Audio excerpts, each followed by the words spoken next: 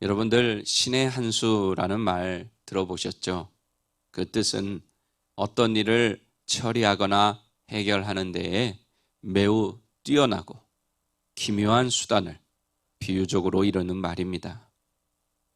예를 들어서 이해를 위해 지난 월드컵 때 대한민국 팀 감독이 교체 선수로 어떤 선수를 투입했는데 그 선수가 역전골을 터뜨려 극적으로 16강에 진출했습니다. 그때 감독의 선수 교체가 신의 한 수였다, 이런 표현을 썼습니다. 이렇게 우리는 인생을 살아가면서 풀기 어려운 문제, 난관을 만났을 때 그 문제를 해결하기 위한 묘수인 신의 한 수가 있으면 좋겠다, 그런 생각을 하게 됩니다. 이처럼 그리스도인의 신앙생활에서도 신의 한 수가 필요할 때가 있습니다. 그런데 신앙생활의 신의 한 수는 우리가 이미 잘 알고 있는 것입니다. 그리고 지금도 우리가 그것을 사용합니다. 그것은 비유가 아니라 정말 말 그대로 신의 한 수입니다. 신이신 하나님을 움직이는 방법이고 신이신 예수님이 사용하신 방법이기 때문입니다. 그것은 바로 하나님께서 하나님의 백성들 누구에게나 주신 방법인데 바로 기도입니다. 이 기도는 영적인 전쟁이나 어려움을 당할 때 그것을 극복하는 무기로 사용됩니다. 그래서 저는 오늘 본문 말씀에 의지해서 고난을 이기는 신의 한 수라는 제목으로 고난 주간을 지나며 예수님은 어떻게 그 고난을 극복하셨는지 살펴보면서 우리도 그 신의 한 수를 사용할 수 있도록 은혜를 나누고자 합니다. 오늘 함께 읽은 본문은 우리가 잘 알고 있는 겟세마네 기도죠. 예수님은 성만찬 후에 겟세마네 동산으로 제자들과 함께 가셔서 그곳에서 홀로 기도하셨습니다. 이제 곧 닥칠 죽음의 시련과 고난을 감당하기 위해서 우리 예수님은 기도로 준비하신 것입니다. 이때 예수님이 드리신 기도를 배우는 것이야말로 우리가 처한 고난을 이기는 비결, 즉 신의 한 수가 될 줄로 믿습니다. 예수님께서 모진 십자가의 고난을 극복하시기 위해 어떻게 기도하셨는지 두 가지만 간단하게 살펴보겠습니다. 먼저 예수님이 사용하신 고난을 이기는 신의 한 수는 간절한 기도입니다. 겟세마네에서 예수님은 앞으로 닥칠 십자가의 고난을 기도로 준비하셨다고 했습니다. 십자가 위에서 예수님이 감당해야 할 고통은 육체적인 고통만은 아니었습니다. 영원한 시간 속에서 성부 하나님과 단 한순간도 관계가 끊어진 적이 없던 그 사랑의 연합이 깨어지고 성부 하나님께로부터 버림받는 단절의 고통을 경험하셔야 했기 때문입니다.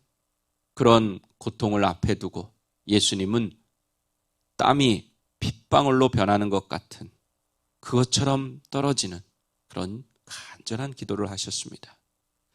누가복음 22장 44절 읽어드리겠습니다.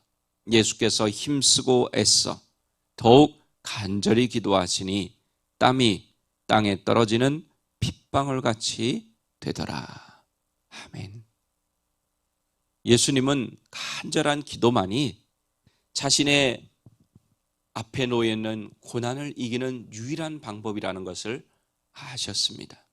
그리고 그 간절한 기도를 우리에게 보여주심으로 너희도 고난을 당할 때 이렇게 간절히 기도하는 것, 그것이 고난을 이기는 신의 한 수라는 사실을 가르쳐 주셨습니다. 이러한 본을 따라 많은 그리스도인이 간절히 기도해온 역사를 우리는 알고 있습니다. 특별히 우리 한국교회 또 한인교회들이 부흥했던 이유는 성도들의 간절한 기도 때문이라고 다들 인정합니다.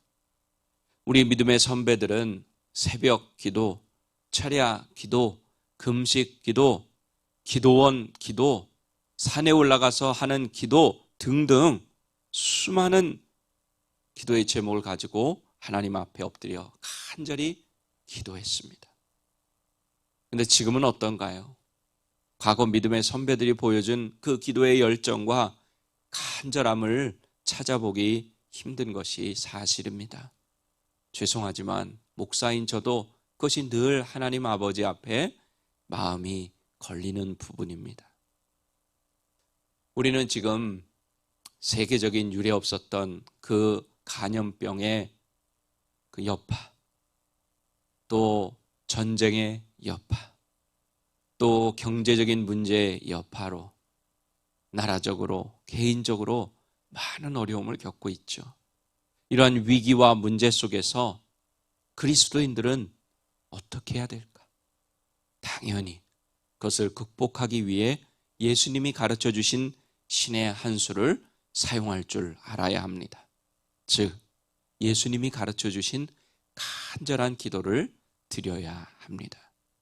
하나님만이 우리의 피난처가 되시고 우리의 힘이 되시고 도움이 되시기 때문입니다. 우리가 잘 알고 있는 시편이죠. 시편 46편 1절 말씀 읽어드리겠습니다. 하나님은 우리의 피난처시요 힘이시니 환난 중에 만날 큰 도움이시라. 환난 중에 만날, 고난 중에 만날, 문제 속에서 만날 큰 도움이시라. 믿으십니까? 그러므로 예수님께서 이런 하나님께 기도함으로 십자가의 고난을 감당하시고 구원의 길을 활짝 열어놓으셨듯이 우리도 하나님의 보좌 앞에 엎드려 기도하는 신의 한 수, 예수님의 한 수를 사용함으로 고난을 이기고 하나님께서 맡겨주신 사명을 감당할 수 있는 능력을 덧입어야 할 줄로 믿습니다. 그 다음으로 예수님이 사용하신 신의 한 수는 순종의 기도였습니다. 예수님은 가능하다면 그 십자가의 잔을 피하게 해달라고 기도하셨어요.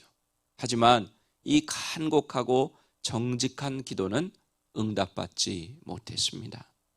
하나님은 예수님의 기도에 귀를 기울이셨지만 그 기도에 부정적으로 응답하셨습니다. 인생의 고난이 닥쳤을 때 우리도 무탈하게 지나가도록 또 해결되도록 바라는 마음으로 하나님께 기도하죠. 하지만 우리의 처지와 마음을 다 아시는 그 하나님이 그 기도를 거절하실 때가 있습니다. 무응답으로 응답하실 때가 있습니다. 고난은 사라지지 않고 오히려 더 큰 어려움이 찾아오기도 하죠. 그럴 때 어떤 사람들은 하나님을 의심하고 원망하고 또 믿음을 잃어버리고 떠나기도 합니다. 그렇다면 예수님의 기도가 그 하나님께 거절당한 후에 어떤 기도를 드리셨을까요? 주님은 기도가 거절되어도 하나님의 선하심에 대한 확고한 믿음을 버리지 않으셨습니다. 오히려 하나님께 순종의 기도를 드리셨습니다. 이것이 바로 예수님이 사용하신 신의 한 수입니다. 십자가의 고난은 하나님의 아들이신 예수님이 하나님께 전적인 순종을 보이시는 자리가 되었습니다. 그리고 예수님은 그 순종의 기도라는 신의 한 수를 통해 십자가를 감당하실 수 있었고 온 인류가 구원의 은혜를 누리고 영생을 선물로 받을 수 있는 길을 열어 놓으셨습니다. 이처럼 우리도 기도의 자리에서 하나님의 주권에 순종할 줄 알아야 합니다. 내 기도가 응답되지 않고 내 마음대로 되지 않고 내가 원하는 대로 되지 않는다 할지라도 그것조차도 하나님의 주권 아래에 있음을 믿고 하나님의 선하심을 믿고 하나님의 약속의 말씀을 믿고 순종해야 합니다. 하나님께 버림받은 것처럼 느껴지는 순간에도 우리는 그런 감정과는 상관없이 하나님은 우리를 결코 버리지 않으신다는 약속의 말씀을 믿어야 합니다. 더 잘되게 해주실 것이라고 믿어야 합니다.